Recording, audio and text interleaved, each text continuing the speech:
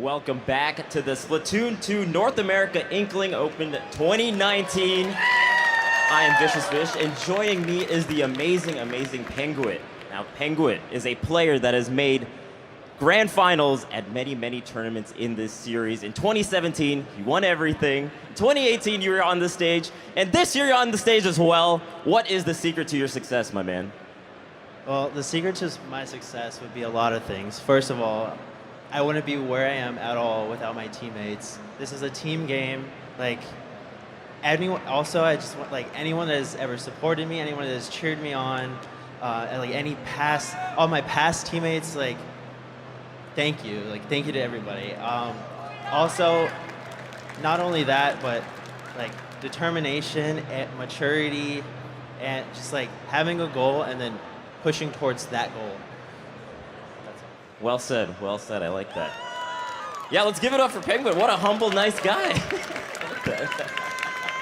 So I know this game means a lot to you. You've put in a ton of hours. What exactly does this stage, the game, the tournament, and everything mean to you for Splatoon 2?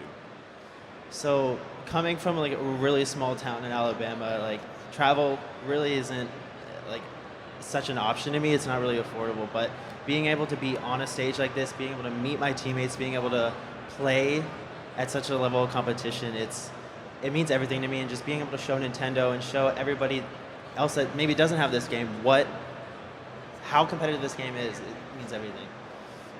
Thank you so much, man. Everyone, one more time for Penguin. What an amazing guy. But we are going to go into grand finals here.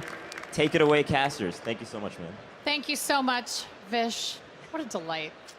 I mean, both of them, just so delightful, but also Penguin. I love you, man. You're so sweet. It's just a really nice person. They're all such really nice people. Yeah. That's what I really love about the community in Splatoon. The community is so awesome. Highly recommend you get involved with them because they are so uplifting and so helpful. Yeah. And I think they're the best. If you get involved with the Splatoon community, you might meet Milana. Yeah, or 9. Or me. Any of us. I mean, any of us. How about that? All right, it is time. It is time, my friends, to find out who will be the champion of the Splatoon 2 North America Inkling Open 2019.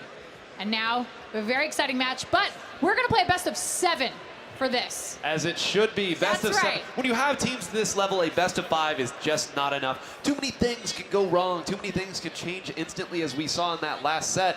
You need to have a best of 7 to truly determine who has the most. And you can see there at the bottom, Tower Control, Rainmaker, Clan Blitz, Splat Zones, Rainmaker, and Tower Control if we need to go to 7.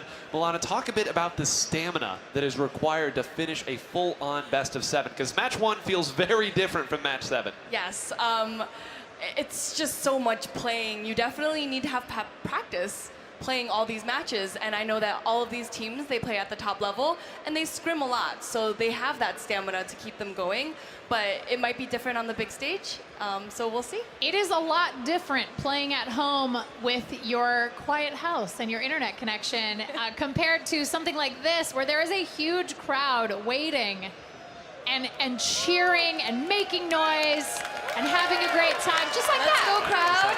Let's go, crowd. We took the cue. Well done.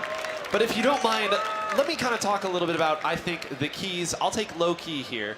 The keys to victory for them. Yeah, you got it. So I think that in that first set where they scored that great upset, and make no mistake, this will be an upset if Lowkey wins. I think it has to start with Arashi's play. That was one of the best sets that I have seen Arashi play. He's going to need to continue that, but they are going to need to find a way to contain Kyo. And it is so difficult to contain a player that can play every weapon, but you know that he is always going to be around the play when it is made, and I think they have the tools to do it. I think that Tetsu and Arashi and Gamer all together, I think that any one of those combos of 2, however you want to split it, can do it, but it is going to be so tough. Well, and like you mentioned, at the top of this entire competition this morning, you said if they get momentum, it can be very difficult to stop them.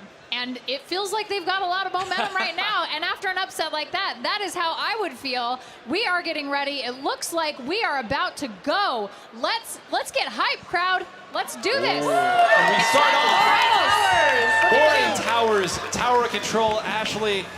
I'm going to leave this one to you because this is a map that you are very familiar with on this stage. Oh, I've experienced much rage playing tower control in Moray Towers. One of my favorite high-rise buildings of Inkopolis. All right, so we have got Lowkey in the purple. We have got FTWIN in the green. They are going to be making a push for that tower. Milana, tell me a little bit about when it's the best time to take the tower. It might not be the best strategy to get it right away. So definitely, you want to make sure you get at least 1 or 2 picks before. You want to have that numbers advantage before you decide to push in. Oh, Kyo trying to go for that flank. Very not aggressive. quite working. Very aggressive. I'm glad that you mentioned that here because one of the things that you need to get those picks that Milan is talking about is this area over here that we saw Shaq go up. We call that sneaky. It's not a very creative name, but essentially is you are so focused on the center of the map, it allows the opponent to move up that way. And Gamer trying to find a pick there, not able to. I like the fact, though, that we see both teams willing to take some risks early on because this map can really, really change in a hurry. Sometimes you have to make that risk, otherwise you're leaving points on the table, as we see now that first checkpoint being approached, Milana. Definitely, and I think what's something else worth mentioning about this map in particular is that there's only 2 checkpoints. So this map and mode might feel like it goes by in a breeze. Really quickly, and without that 3rd checkpoint, it takes away an extra opportunity for an opposing team to take you out, take the tower back, and return the lead to themselves. And to further compound on that, it is very difficult to get back into the action. Look at how far up Gamer is standing right here. And it goes up 1 layer higher, if you can believe that.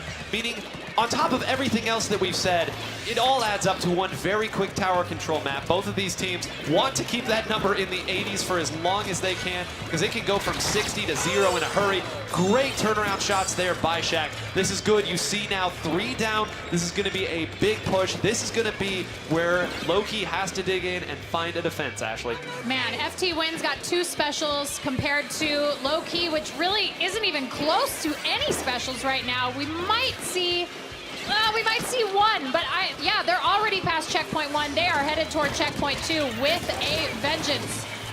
I'm not, they're pushing it. Are they gonna make it to the 2nd checkpoint? That's incredible rotational attack. You saw as soon as Shaq jumped off, a baller was there to replace him. That's what we call rotational aggression there. Moving up, spatial awareness. They have used that, and they are so close already to a knockout. Ice gonna add a little insult to injury right there, and that's...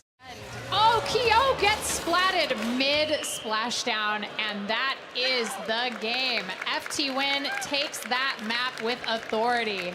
Tower control and Moray Towers can be extremely intense, and I think we just saw that. Well, you saw that it was really the 1 3-down situation that opened that entire thing up. From there, the good teams are going to be able to rotate their aggression, not sit in one spot, and always be active. I think that's the thing that you have to know. Even when you're in a very powerful position, you need to continue to paint. You said earlier, Ashley, these players build up their specials better than anyone. That's because they don't sit back and wait. Every once in a while, there is a time for that flank. There is a time for that shark, as we like to say, hiding in the ink, waiting to pounce out. Yep. But there's a time and place. It is not the rule. It is the exception. And I'm hoping we get a little fight back this time. I want to see some fire. I want to see some fire coming. Our next game is Rainmaker mode, which we didn't see earlier in the first 2 matches of the day. Let's talk a little bit about Rainmaker. There's a beautiful gilded dragon grenade launcher, if you will, an ink launcher, yeah, if you will, in the middle of the map. You got to break the barrier, and then you got to carry the Rainmaker. Everybody knows you have it. Just like in Clam Blitz, everyone knows you got the power clam. Same thing. Everyone can see who you are, where you're going, and you got to protect your teammate until you can make it to the other team's goal. And there's a little bit of nuance too, because the Rainmaker does have a barrier of sorts, a shield, however you want to call it. You have to pop that first before you can even pick up the Rainmaker. It puts out a lot of ink very, very quickly, and it can take out people who are unsuspecting and standing too close to it. But it creates this interesting battle of positioning the Rainmaker and understanding that even if we get taken down, if we put the Rainmaker in a position where we can follow up, pop it again really quick, a special or 2, we can really continue to make our pushes even if the first one didn't get that knockout. Definitely, and it's also, just to piggyback off of that, it's worth mentioning that the Rainmaker is the most powerful weapon in the game. If you are good at timing your shots, if you're good at deciding, oh, am I going to charge this fully? Am I going to charge this just a little bit? You can be an immense nuisance. Yes, that's You a can great cause a way lot to, of that's a trouble. very nice way to phrase what we usually say. You can cause a lot of trouble. An immense nuisance can a good Rainmaker be. Well, I want to talk a little bit about the factor for me for Rainmaker that I find so interesting, especially at this level of play, is the reset factor. So a lot of times you're going to see teams have a specific strategy when they want to get the Rainmaker out of enemy territory very quickly, and that is Let it reset. swim. Well, so you can swim it or you can let it reset. And we actually saw a moment where letting the Rainmaker reset passively backfired on a team. So Pretty huge. a huge, I mean, it was a win. And for those who who don't understand what we're saying here, the Rainmaker, when popped, will eventually reset to its position in the center. It is not like the tower where it slowly moves on a predetermined path. It is there 1 second and back in the middle the next second. And there is a timer on that. You can see that it's blinking. But what teams will do sometimes is if they make a defense, they'll pop it, they'll leave it there, and they'll go and try to take back some turf and push back. But you got to be careful. Someone might be waiting to get that back cap, as we like to say. It looks like we are about to get started for Rainmaker mode. Everybody, let's get ready to go. I am super excited about this. We're getting some booyahs in the chat. Some booyahs in the chat. Skipper Pavilion. We've got FTWIN in the yellow. We have got Lowkey in the bright blue.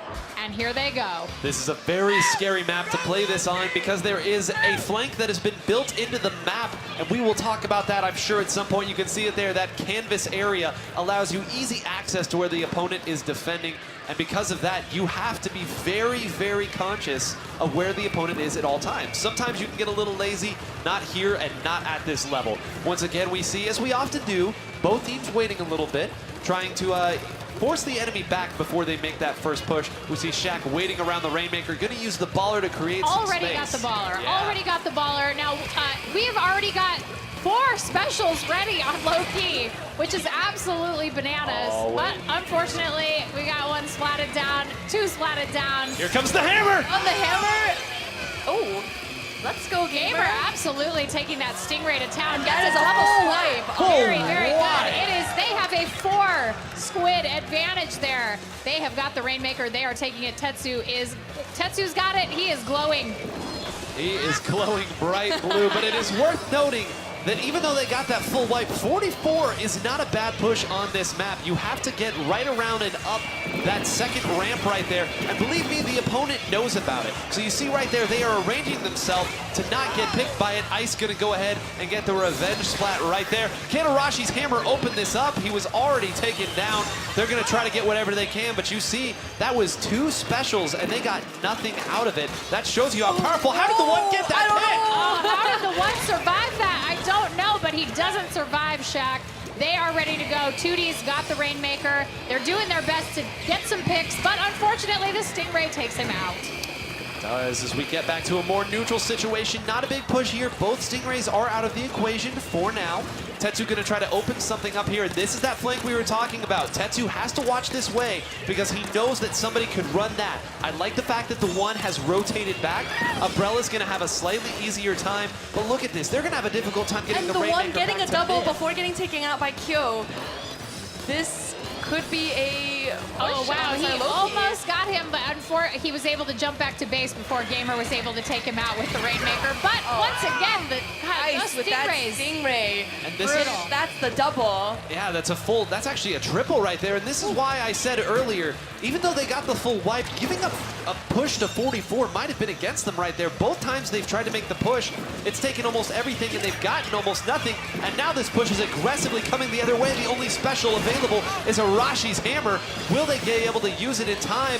Oh man, the Stingray is up now. That's going to end that push here. So both teams, I feel like we're seeing the same thing over and over. They're getting to about the same area. They are using their specials to try to open things up a little bit. And then the Stingray stops it.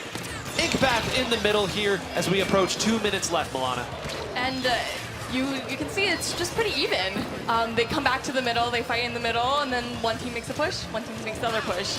So Got we'll a see one-on-one right here with 2D and the 1, and he takes it. I'm really. Oh, what's gonna happen to the baller? Is he gonna get it? Yeah, he definitely that was close. couldn't move away. gonna move away. You can only dance so much before eventually the baller finds its target, and this is really scary here. So we've seen how scary Ice's Stingrays are. If Ice is able to find a double in this situation, Rushing Arashi! a double and the hammer comes out. Oh, can we get Oh, it the here? triple! Can he get the quad? Can he? Oh! Wow. The jump denying Arashi the quad, and perhaps the highlight of the tournament. They're going to run it right away here. Clutch suction bombs there, trying to slow that one down. They can actually get up there. The one needs to move up and try to get it. Arashi moves up. Oh, Can they do it? Rainmaker Are they goes down. that's a triple for Arashi. For Arashi, They're he gonna is get on fire. it. And he has the hammer too. He's going to town with the hammer. I can't believe it. I love this guy. Oh, he almost got another. Almost did. He's insane! He is absolutely just a force to be reckoned with that hammer. I cannot believe the accuracy, the absolute composure. When he has got that special, he is almost unstoppable. And there you saw the splash wall being used as well. That sub weapon. You saw the main weapon. You saw the special weapon. Arashi, truly a master of his overall kit. This baller going to be used a little early. That's not going to be available for the push. 20 seconds left, Milana. This is looking scary. Well, if there's anything FTWIN is really good at, it's coming back. So That is very true. That is very true. And they've only got about 8 seconds left to do that. Keep an eye on the top of the screen. There Oh, was there's someone the hammer. coming from behind. And the The one one coming with the gonna do flame. it. The that will end the old-fashioned game. way. And that is the game. That is the game. Look at Arashi. Look at that smirk. Look at Arashi's He's smirk so right now. He is smug. loving it That face. himself. The crowd is loving it. Harashi just, he knows. He knows. He knows. But That again, was great play. the big plays being made when they needed to be made, and you never want to put it on exactly one player, but there was a distinct moment in that match where Arashi said, all right, this is my game, you all are just playing it. Yep. Let's Yep. open this up. What was essentially almost, we don't even have a word for it, but 6 people he took out over the course of one push. 30 seconds? You know, There's just just a big Rashi deal. thing. that easy, just Arashi. Arashi All right. things. It's totally fine. And the way that they went about that defense, too, at the end, they had the Stingray, they had the hammer, and they had the one flanking as well. There was no way that that was getting anywhere near that 15-point marker that they needed. Great response there from Lowkey. Yeah. Absolutely good. We've got a replay here of course, I wonder who it's of. Yeah. It's Arashi, of course. He is going to get in there. There is 2 splats right there. Then he pulls out the special, which is usually, that's when you get your doubles and your triples. But no. And you can see he almost Barely. grabs, Almost got the quad there almost at the got end. the quad there. And I mean, what an amazing play by him. And he continued on, like you said, to just steamroll wherever he felt like. That was his map. That was his map. It was, and that's a very difficult map to play on too. But speaking of difficult things, we have Clam Blitz coming up here, and it Yes. is going to be on Starfish main stage, and we don't play on this one a ton. This is a little different for a lot of people, and talk about why that is, Milana. So relatively recently, they had a huge map change for this. So they definitely pushed the clam basket backwards towards the spawn. I think this map is, I don't know why it stopped being used. It seems pretty vanilla when it comes to, like, when I think Splatoon 2, I'm like, oh, Starfish main stage. It was one of the first maps that we got to play Yeah. on. It's one that a lot of people are familiar with. Maybe it is the changes that we saw that made it just a little bit more difficult, a little bit harder to approach. And the center, I will say this, the center of the map being so vanilla does mean that it can be scary to build clams. The clams do spawn in pods of 4, and they spawn at the same time everywhere. So whenever there is, the position that the pod spawn is predetermined. It will not move It or doesn't move change. around. Yeah. So I think because it's such a vanilla map in the center, teams are a little trepidatious about pushing forward and trying to gather those. I can definitely see that. We might see a little bit more of a cautious play when it comes to entering this match. So for Clam Blitz on this particular map, what do you guys think is the most important loadout and build? Like, what are we going to see here? Are we going to see a triple front line here? I don't think so.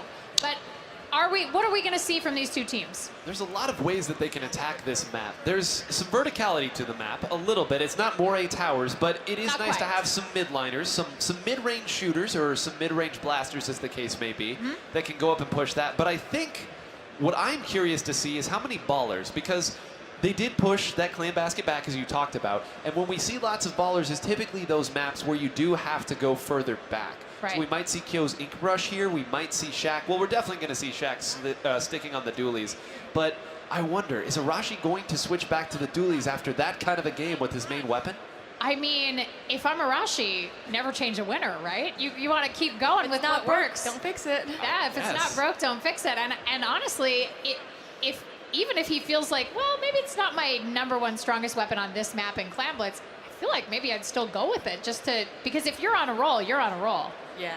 He's got the answers. We've got the questions. They will be answered shortly. I see the teams getting ready here in the lobby. As we said earlier in our last broadcast, Lowkey is the mad scientist team of the community. Always trying to find a new answer for the age-old question, what is the best? As we get started now, right here, Game 3 tied 1-1. This will not be a 4-game set. It will not be a sweep. Put away your brooms, everyone. Put away your brooms. It's time for Clan Blitz.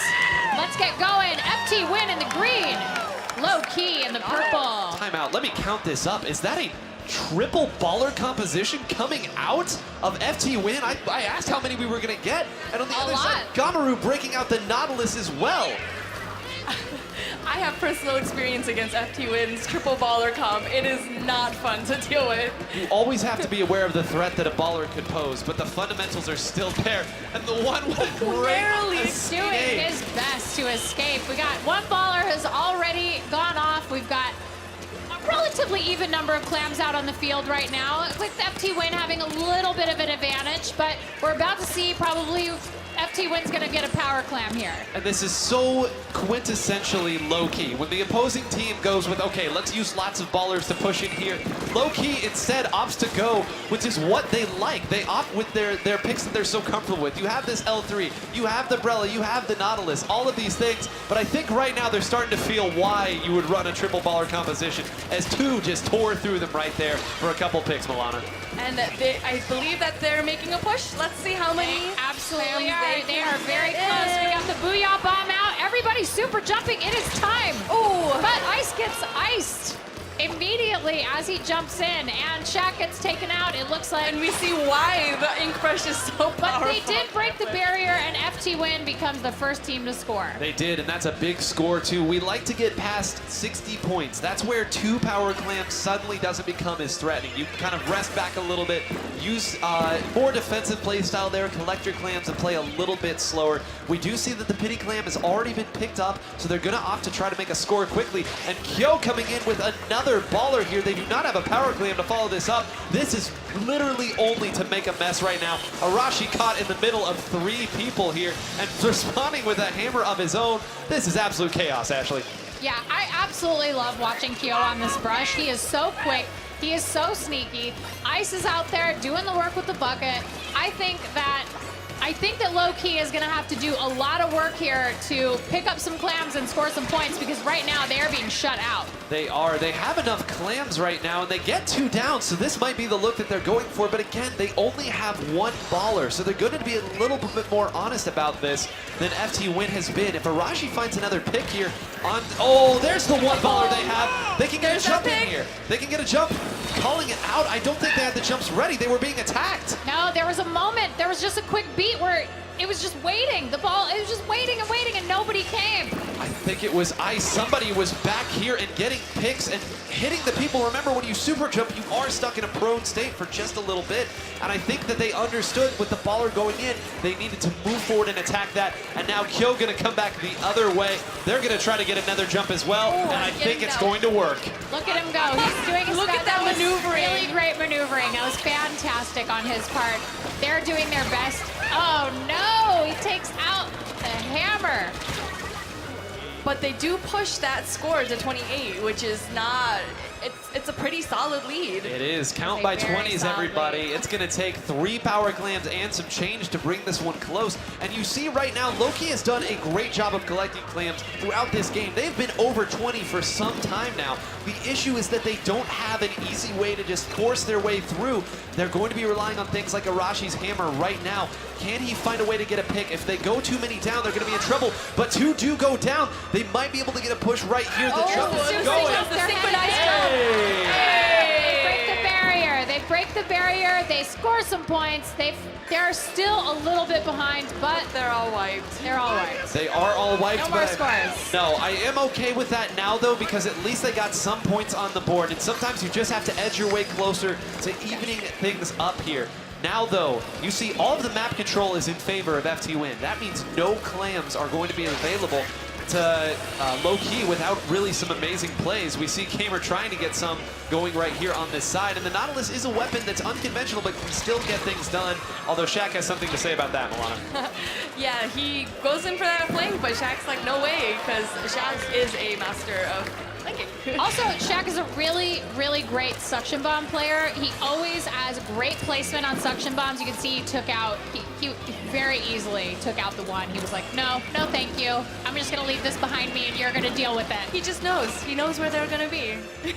They've done a great job here. Lowkey is actually sitting on 24 clams and some more available. They have the resources right now to get very, very close. We'll have to see how they opt to shuffle the clams around, but there are almost enough right now to get a win. They're gonna have to do something because do. this game is in overtime. Oh, they're This trying to game pop is that in baller, overtime. and they pop it. They are doing their best. Oh We got double balled. They do. Double bollard. Arashi also went down with the hammer. They've got no way to push in. They've got nobody left up right now. A clean and strong victory. Shaq Shaq watching looking up at TV. no! He's watching the television. He All is right. watching the television. All right, Shaq. I see that. You're on TV, but that's not enough. You got to watch TV, too. Art imitates life. Art imitating life. That's right. And at wow. the end, you saw exactly what we were talking about the whole game. They had the power clams to move up, but all they had to force their way through was Gamer's baller. And you see he had 4 there, but at the end, as soon as he pushed the baller, everybody went on that exact Jumped location. right on him. They popped 2 of their ballers in order to stop it because they said, if we stop this, there's nothing. You have nothing. We are willing to spend everything to stop this. If you're willing to put everything on the line to keep that team from scoring points, I mean, that's the name of the game in Clam Blitz, and they did a very good job of deciding that was the choice to make in that moment. Definitely. So we have got So now we've got FTWIN up 2-1. They're moving along. Things are happening. They are moving along and moving right along to Inkblot Art Academy's Splat Zones. And That's where I this- went to college. Really? Yeah, Oh. I have a degree in art. Yeah. Plot. ink blot Enough test. think you can give me a recommendation there? Yeah, no Okay, problem. cool. I know a lot of the professors. I see. And one of the reasons why we love this map so much and why Ashley went to school there is because it is one of the most neutral and understood maps in the game. You have the plat area that you sit back on so your long-range weapons can go. You have that installation in the center that you can move up to and take. And this is a map where aggression really starts to show its It teeth. really does, and it feels like this is one of my favorite Splat Zone maps because it is all about the play. It's not about the map. Like you said, it's like this really great neutral map where everybody, it's depending on them. It depends on their play. It's not about terrain. It's not about, fans and changing elevation and keeping the high ground. It is really genuinely, this is like Splatoon at its absolute purest, and I love this map for that. I'm so excited to see these two teams face off in Splat Zones. There is one special that we have not talked about much today that I think is very strong on this map, and that's the Inkjet. Milana, talk about the rise and the fall, and the rise again of this weapon. Much like the weapon itself. It's definitely a skill-based weapon. You have to practice in order to get good. It takes a lot of prediction, so you want to be able to predict where the opponents will be in order to shoot your shot and get that direct. There's a lot of different maneuverability. Sure, you can yeah. get, it's like Star Fox 64 out there. You Yeah. can get a little crazy with it. Yeah, Milana, definitely. a year ago, this was like the weapon, Yes. Yes. right? And now we don't see it as often in pro level play. And I think obviously the Stingray is the big one that we Yes. see on the baller. But in the way of Inkjet for a map like Splat Zones, like how can that be a difference maker? Definitely, since the Inkjet rises above, you have that height advantage, and you can actually see more of the map. So that's like another aspect that a lot of people don't really think about because they're too focused on getting one or two splats. But you can actually see maybe in the farther back, there's somebody there, or you can make those calls to your team to kind of make it so that your team is aware of where the other team. Spatial awareness. Communication Spatial and awareness. spatial awareness is so key in this game. As we've mentioned over and over again, it really is all about teamwork. If you're not communicating to your team what you're seeing and what's going on in your area of the map, no one knows what's happening to you. And so I think that this is one of the things that both these teams do very, very well. I am very curious because of the sheer amount of ink that comes down with the baller. Will we see a triple baller again? We'll see exactly what these teams try to bring out as we get into a more neutral look than our last few maps. Splat Zones, Inkblot Art Academy. The community loves this. The players love it. Let's take a look at our compositions right now. I'm not seeing nearly as many ballers this time around. In fact, I don't think that I see any as I look around. That is shocking. Wait, no, we do have one. I apologize. Arashi. Arashi, surprise, okay, right. Surprise, surprise. Trading off his signature hammer for the baller. Still very scary. But again, you see the difference in the way that these teams have chosen to attack this map. Even with that, they are still using a lot of that midline. And Milana, we see the range, the safety of the height of your plat. Talk about taking that and how strong it can be. Yeah, so when you're playing in this map, you really want to be aware that after the opponent takes the zone, they are probably going to push up into your plat. So you want to make sure that you keep that plat, you keep that... Whoa, what is happening? Everybody's dying. Some great plays by Arashi, of course, and Hugh doesn't quite get off that special. We've got the one there. They have taken the lead. Lowkey is in control right now. Let's see if they can hold on to it. We've got the Stingray out. I do not agree with the fact that the one swam back towards the zone in that situation. That could have put a lot of very important paint on the zone instead, but they actually are able to get one person down even with that. And with Arashi's baller, they're going to get some good points off of this still. The Booyah Bomb coming in. Arashi in the middle of a lot of pain right now as we do see a very close. No, Tetsu gets the pick, but we do finally have the turn back. And Milana, again, talk about how important it is for you to get control, but also hold on to control and take that plat back. I think it's just, it's really important that you push up after you get the zone because there's really only one way into the zone, one main way into the zone. So if you can push up into the opponent's plat, take that, have that turf control, it really helps you to take that, take the objective and keep the objective. Right. Move up with the objective. And speaking of move up, we see all four specials coming at once, and the one staying alive by virtue of being an umbrella. This is the only weapon that can do this, by the way. This is so incredibly annoying to deal with right now. And he is over here. The battle is being fought elsewhere, but Kyo wasn't able to do anything about it. And now he finds himself in a 2v1. That is the power of the umbrella right there. Gets you looking the other way and gets you a 3-down situation and only one more opportunity for FTWIN to come back. FTWIN is going to have to work really hard to take this point back. They're down to 15 beats. Lowkey could actually take this right now. If they keep this point, they might in fact just do this. Oh, what a great baller. Arashi's baller just in time. Close to Lowkey. We are at 2-2. We are going to get at minimum 6 games of this. I love it so much. I love seeing stuff like that. Man, that was a definitive hold on their part. Lowkey able to just keep that splat zone in check. They were able to, once again, you push out those opponents, keep them away from that splat zone.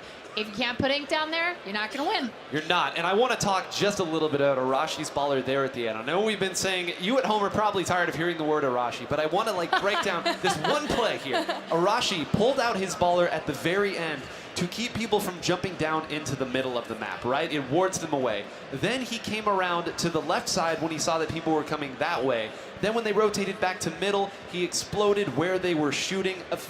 That effectively shut the whole thing down. Shut it down. It's just the situational awareness, and we talk so much about it. We talk about composure. It's a lot. And we are now at 2-2. We're seeing a pretty great finals. Yeah. Yes. And these teams know what is on the line here, which is to represent North America in the Splatoon 2 World Championships 2019. Which is pretty exciting. They are so pumped. I think, both these teams want it just as bad as the other, and they're not going to go down without a fight.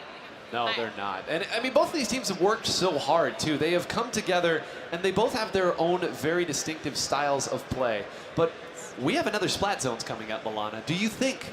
Walleye Warehouse. Walleye Warehouse, that's a tricky one. That is a tricky Splat Zones. Do you think that the way that Lowkey was playing right there lends itself just as well to Walleye Warehouse as it did Inkblot?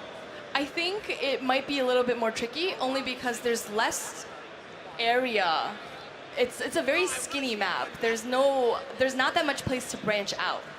So I think they might need to focus their attacks a little bit more if they want to succeed in Walleye.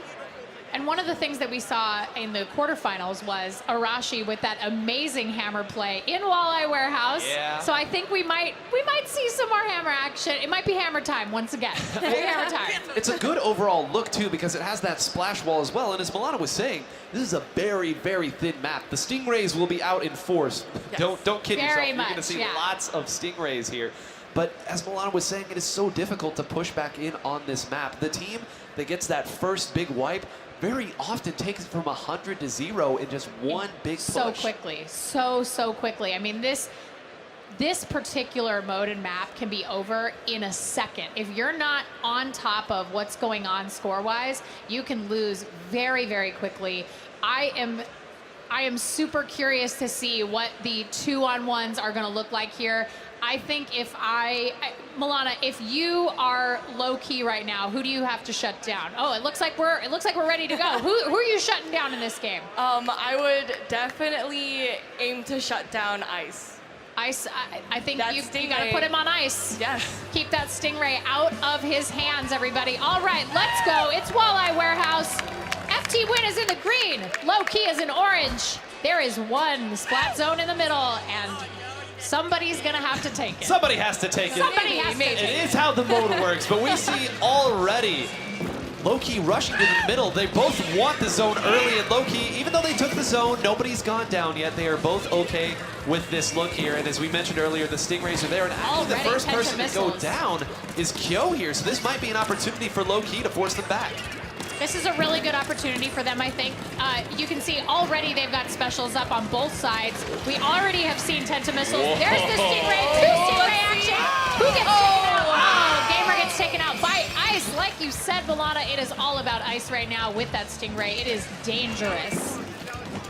See here, they thought they saw somebody out there to the left, opt to pivot back to the middle, and here's the inkjet of Shaq firing away, forcing people back again, and very close to taking out Gamer here, as we see a great job of surviving two specials there. If the opponent burns their specials to keep you out, and you all stay up and active, that's generally a win for you. They have the baller here. Arashi's going to pivot to the middle, but Kyo comes back to punish Gamer. And actually, what we said they had to do to Ice, it looks like FTWIN heard your advice, Milana, and took it back the other way. Definitely. But I mean, it's splat zones. The lead could go at any point, any way, at any point. We've got 4v4 on the field. It's 75 for Lowkey. They've lost control. Let's see who takes it back. They take it back again. They're still in control. They're doing a really good job of managing that splat zone. And you see Arashi pushing up, really trying to keep for the FTWIN in their spawn. And I love the fact that they pushed up there. The play that was made there was Gamer, the Splatling up in front of the zone. Gamer has been known as the aggressive Splatling for about as long as they've existed. And take a look at this. He has the Stingray. He is going to fire it directly at Ice. There are going to be 3 specials coming out from FTWIN to take this zone. If they hold through this, I think Lowkey will actually take this game. They might. They've only got 15 beats left. They are doing an excellent job. The Booyah Bomb. They go ahead and take it back. It is already at 5. Goodness. Can they do it? Is it going to happen? They've lost. That is a huge penalty. That is the penalty you never want. I almost fell out of my chair there, almost. But you can see that went from 3 points to win to 76 points to win. And that is, again, the power of Splat Zones. Gamer, I love the fact, firing this out, they just need to keep the game in front of them right now. As long as they stay 2 or 3 up, they meet specials with specials, they can kind of keep this one at an even pace. They have 2 specials here. They're not going to burn them until they have to. They understand just how close they are to getting this win. FTWIN also has some specials coming up, though. Unfortunately, I'm just not sure what's going to happen here. They do take it back. They have that 30-beat penalty that they are going to overcome. It looks like it's going pretty quickly, and they've got plenty of time until FTWIN actually shows up, and they get 2D gets taken down. Look at the way that they rotated over Arashi in the 1. Do they even have a special? They don't. They have 2 people down. What is happening in front of us right now? That is game 3 to Lowkey. I think that speaks absolutely to the point where if you are not careful, this game, Splat Zones in Walleye Warehouse can be over in a heartbeat. And that's how it ended. Yeah. They just could not convert. They could not get to that Splat Zone 9. What happened? Better play. One team just played better. They executed better. The rotation that you saw there, the ability to move over in pairs and take people out, identify where they're coming from, the willingness of players like Gamer on that backliner to move up, stand in front of the zone, and zone people out. Tetsu's Deadeye accuracy. They are What rolling. can you do? This is the best I've ever seen Lowkey play. Me too. I'm really impressed. Really, really impressed. This is a really great match. I am smiling from ear to ear. This is the type of Splatoon I love to see. This is so exciting. Okay, now you're down. You're FTWIN. You're the favorite coming into this. You're down. Now we're going to Rainmaker. What's the strategy? Come out swinging. I think that if you continue to let the momentum that Lowkey has built go in their favor, they are going to take maybe one push and take it all the way. You need to get a quick pick. This is where Kyo needs to come up big. People talk about Kyo all the time. He is undoubtedly one of the finest players that this continent has to offer. He is a playmaker. He is.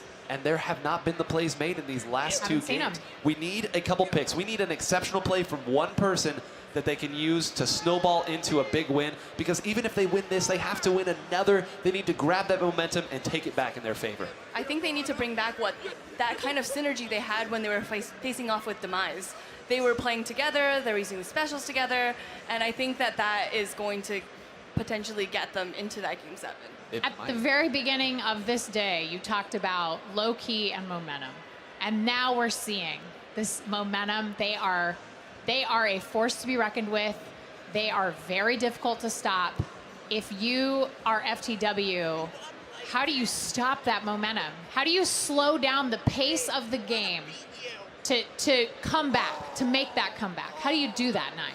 I think that you need to understand what it is that Lowkey is doing to get all of these picks, because even though they are a momentum-based team, they don't do it with conventionally aggressive frontline heavy compositions. In that last game, the most frontline thing they had was Arashi on a weapon that a lot of people consider a midliner. The way that they do what they do is they identify where you are going, they separate you with their range and with their Brella, and they make the picks easy for themselves. I think that if they are going to opt to do that, you have to be willing to either heavily load one side and break through the defense, or it's so difficult to play against what Lowkey does. I don't want to say you need to make a big play, but somebody's got to win a matchup they shouldn't. Yes. I think that it boils down to that with the way that Lowkey is playing and the way their synergy is going. Yeah, definitely. I agree with that. I just think that, I don't know. I really just... We're stunned. Yeah, I'm speechless. We've commentated so many Lowkey Splatoon matchups, and we have never seen them play like this. Never. But sometimes being in front of a crowd like this fires you up. It takes you to a level that you never thought was possible when you're playing, because your adrenaline's pumping. You want to be able to represent NA in the World Championship. Let's go.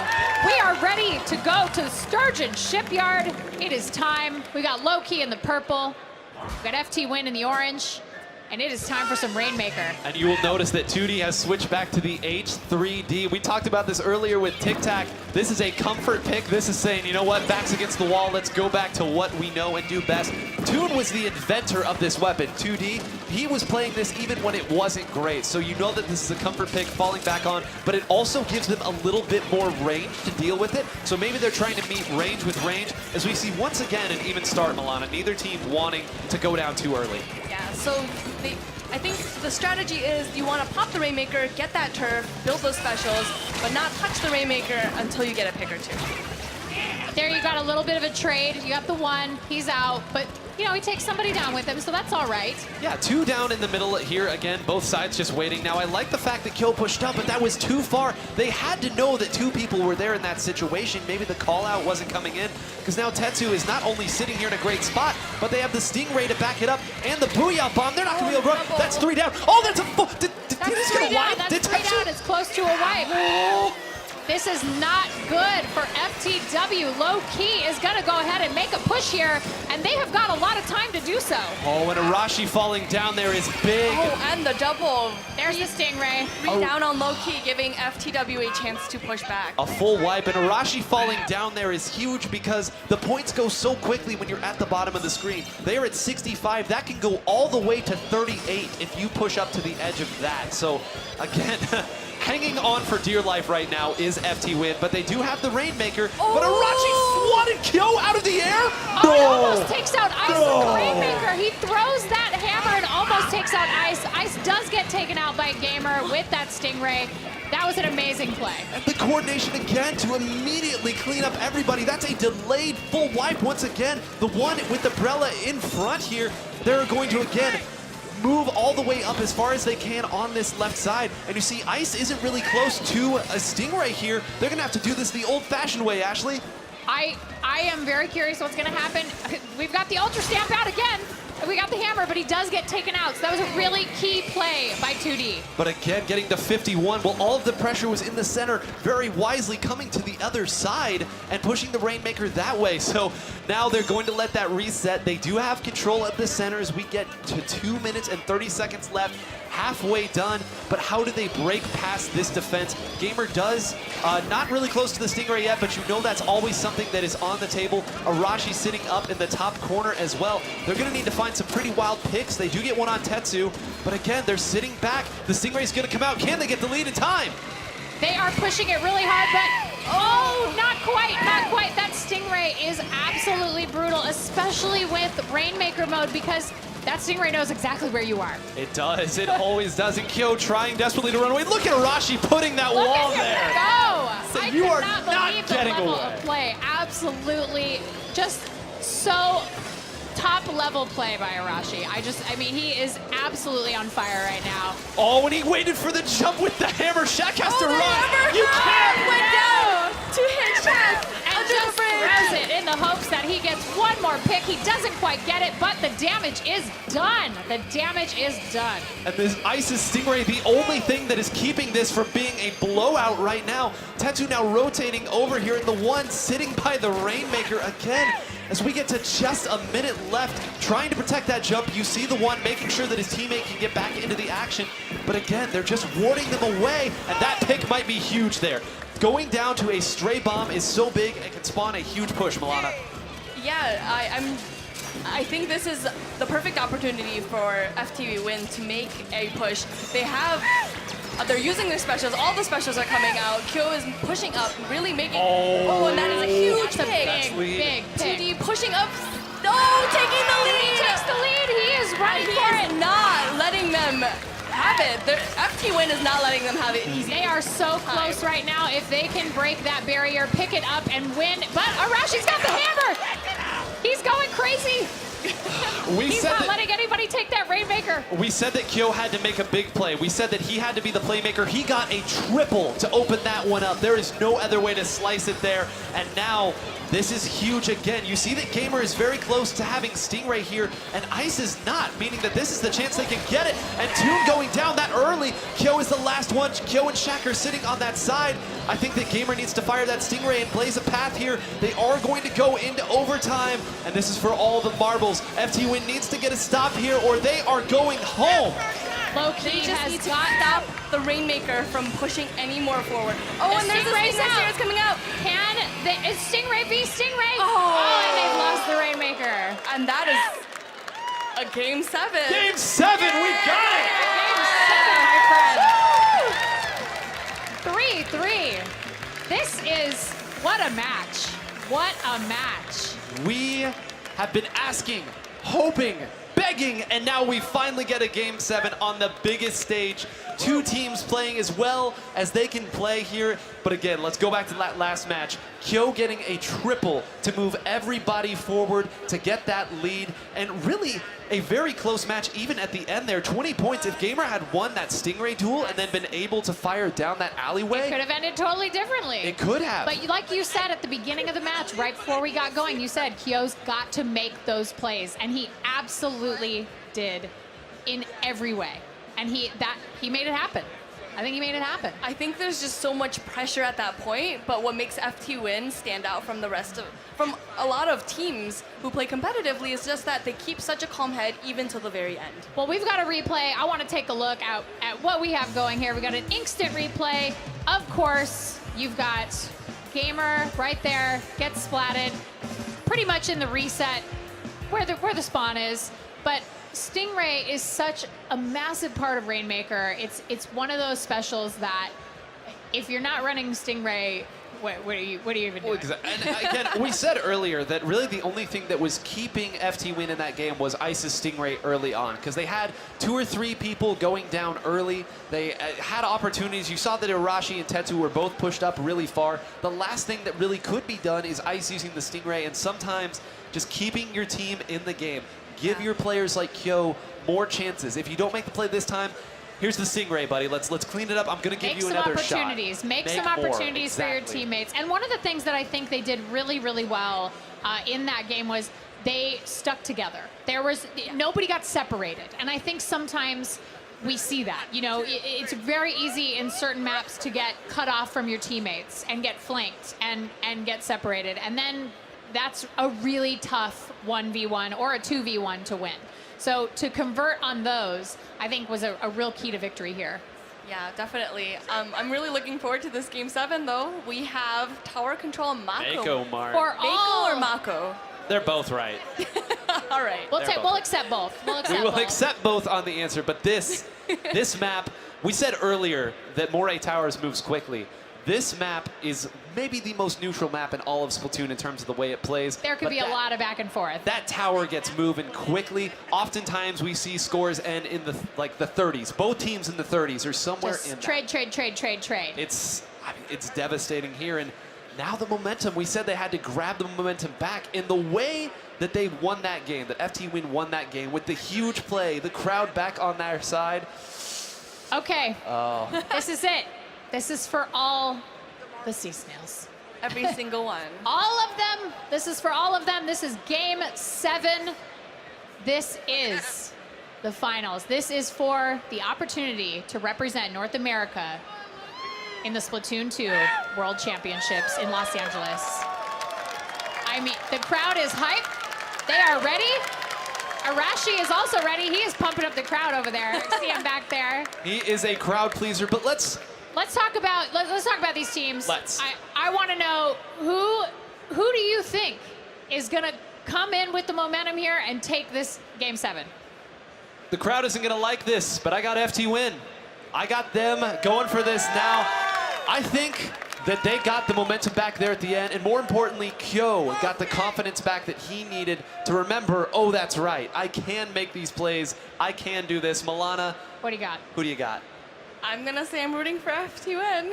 You're rooting for FTWIN, or you think they're going to win? I think they're going to win. Okay. I think they just don't let things like losses get to them, and I think that is just such a great skill to have. Ashley? It looks like we are ready to go. I am going to reserve my opinion. I refuse to choose between these two great teams. Let's go to Mako Mart and ride the tower. Every player dreams of this. Every player lives for this. This is why we play this game. Game 7. Let's go, everybody. And as we see right now, both teams very quickly locked in their compositions. We see Toon going right back to that Kensa undercover umbrella. You remember, Milana, last time they played this, it was FTWIN that got that victory. Yeah, and we can see that Kyo went back to his tried and true blaster. So I'm really I hope that works out for him. This is a classic Kyo weapon. This is the weapon he loves the most. The one gets taken out. 2D got that Brella. He's going. Stingrays are already out. This, again, the building of the ults here is so crucial. I think Ice is going to be an absolutely critical player in this match. I agree, too. And again, they got a 4-down situation, and they didn't even need that many specials to do it. The one goes down, too, and this is starting to snowball quick. This first checkpoint going to fall without really any resistance, and they still have an ink armor here. Look at this. This is beautiful coordination of their specials, one after the other, and finding a pig. Great crucial pick there. They're already at the second checkpoint. They are riding toward, they're riding toward checkpoint 3 But right that now. Stingray is not making it easy for them. No, but look, they're all staying right around there. They're going to be able to get back to the tower instantly there. Gamers stood there and continued to fire at the same area. They are already at checkpoint 3. This could end very, very quickly. They have got 15 beats. If they can do that, they may actually, in fact, take the entire thing. The last one is the one. He has to win a 1v4 for him to do this. Shaq not going to let it happen. The last one around is Arashi. Can he get it all? They cannot. Game 7 goes to FTWIN. Wow. Yo, jumps up and down. The hugs come out. That was with authority. With authority. Wow, they are celebrating, and rightfully so. They did a great job. I love Lowkey. They're coming over. They're Look giving how hugs excited too. we are just to like talk about it and hug it out. I just love this. I love this sportsmanship. That was a series to remember. Even though that last game went quickly, it doesn't matter. This was high-level Splatoon 2 play. Like you said, it's what everybody wants. Everyone wants to see a Game 7. I cannot believe it. One team rose to the occasion there at the very end. We said earlier that map can move very, very quickly. So quickly. It is a neutral map, but to that end, that means that sometimes you just get outplayed. Kyo switching back over to the blaster, making the big plays early. The coordination of the specials, staggering them over and over. And what a fantastic, these players have certainly earned what they are about to receive, Ashley. It is time for the trophy presentation, and we are presenting these players with custom, look at this, beautiful controllers. Look at how gorgeous they are. And they have not seen them yet. So I'm very excited to see their reactions. Let's have them take a look. Oh man, open it up. That's what you've won, my friends. You've won beautiful championship controllers. They are custom, they are gorgeous. And not only have they won that and the title of best team in North America, they have now won a spot in the Splatoon 2 World Championships. Raise it above your head, Kyo. You have earned this. Kyo has absolutely earned it. That is a winning team if I have ever seen one. Like you said, those clutch plays, lift them up high, be proud. You deserve it. You earned it. Took it all the way to Game 7 and closed it out. It was a fantastic set, a number of fantastic sets, some upsets along the way, but as so often happens in Splatoon, the team that is the favorite wins. They do it very often. This was the strongest team coming in, and they still proved and got the win. 9, I'm getting a special transmission. Actually, now that you mention it. I hear it too. Do you hear it too? Yeah, I hear it. It's a special message from Squid Research Labs. What? Yeah, we should listen. こんにちは。理科研究所の研究員です。スプラトゥーン2ノースアメリカインクリングオープン2019で熱い戦いを繰り広げてくれたすべてのプレイヤーの皆さん、お疲れ様でした。また、ご観戦いただいた皆さんも応援ありがとうございました。ハイレベルなプレイヤーたちの対戦を楽しんでいただけたのではないでしょうか。先ほど告知された6月にロサンゼルスで行われるスプラトゥーン2ワールドチャンピオンシップ2019が本当に楽しみですね。さて、本日は私から皆さんに理科研究所の最新の研究成果をご報告したいと思います。以前にお伝えしていた物質セレクションの配信日が4月2日に決まりました。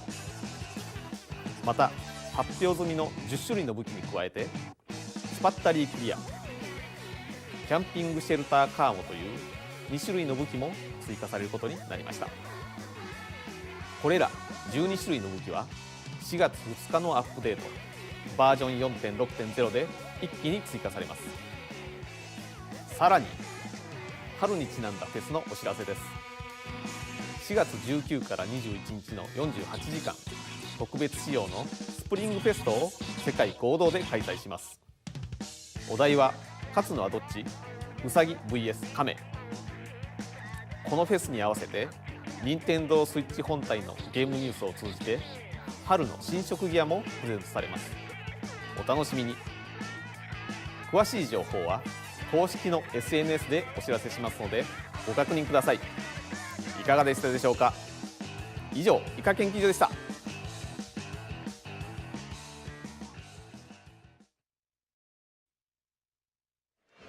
I love hearing from Mr. Nogami. I love hearing from the Squid Research Labs. They are on top of all the best new Squid technology. 12 new weapons! 12 I'm new amazed. weapons. I'm Mr. Nogami. Your work, your hard work. It's just I gotta have those clear dapple dualies. Yeah, I'm very interested. The Grim Range Blaster coming back. A mainstay in Splatoon 1 has the Burst Bomb as well as the Tenta missiles there. Going to be a threat from all ranges. What are you looking at? I'm looking at the NZAP. Yeah. Just eyeing it. Of that NZAP. Wonder Everyone why. loves that NZAP. I absolutely love it. I cannot wait to see how it changes the meta potentially. Yeah, a change in the Some meta changes there. before the World Championship. That could be exciting. And as we mentioned, the World Championship will be in Los Angeles this June. Up next, we've got some very exciting programming for you, my friends. If you're into a little game that you may have heard of called Maybe. Super Smash Bros. Ultimate, we've got the Super Smash Bros. Ultimate North America Open 2019 Finals coming up. We cannot wait for you to see what we have in store for you. On behalf of everyone here at the table, thank you, my friends, for coming here and having a great time. Milana, 9, I'm Ashley Esqueda. That has been the Splatoon 2 North America Inkling Open 2019 Finals. Thank you for watching. Stay tuned.